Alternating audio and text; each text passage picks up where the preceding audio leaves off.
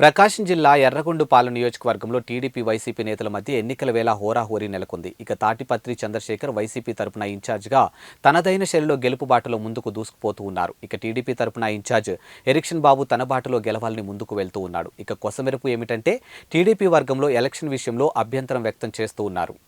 ఇన్ఛార్జిని మార్చాలని చెవులు కొరుక్కుంటూ ఉన్నారు.